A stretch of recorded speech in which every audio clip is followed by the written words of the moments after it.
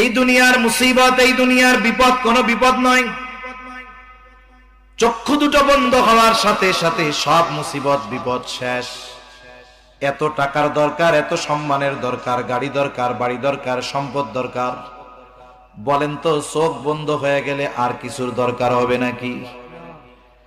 আসল মুসিবত হলো কিয়ামতের ময়দানে। এমন মুসিবত, আল্লাহ তাআলা সেই মুসিবতের দিনের কথা কোরআনে বর্ণনা করেন। কেমন মুসিবতের দিন? আমার আগেও হযরত একটু টাচ দিয়ে গেছে যে বিবস্ত্র অবস্থায় মানুষ উঠবে, কেউ কারো দিকে তাকানোর বিষয়টা চিন্তাও করবে না।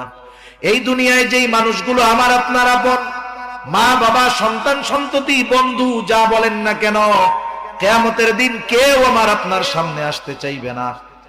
আল্লাহ তাআলা কোরআনুল কারীমের মধ্যে বলেন, ইয়াউমা ইয়াফিরুল মারউ মিন আখিহি ওয়া উম্মিহি ওয়া আবিহি ওয়া সাহিবাতিহি ওয়া বানিহি লিকুল্লি ইমরিইম মিনহুম ইয়াউমাইযিন শা'নুন ইউগনি।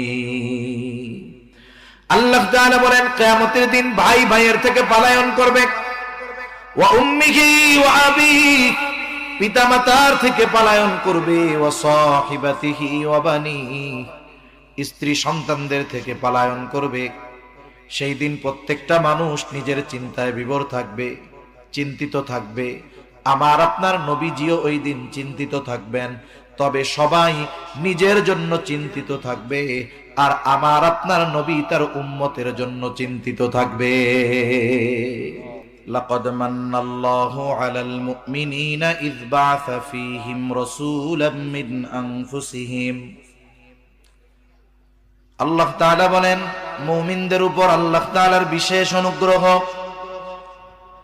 ইয বা'আসা ফীহিম রাসূলাম মিন আনফুসিহিম, যে তিনি তাদের মধ্য থেকে তাদের জন্য একজন রাসূল প্রেরণ করেছেন।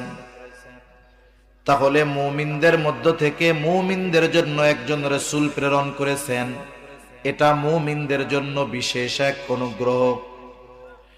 কেন বিশেষ অনুগ্রহ? আমি ওই দিকে আর যাব না। আল্লাহ তাআলা বললেন, মুমিনদের জন্য এই রাসূল, এই নবী হলেন বিশেষ অনুগ্রহ, তবে তিনি গোটা সৃষ্টি জগতের জন্যই রহমত।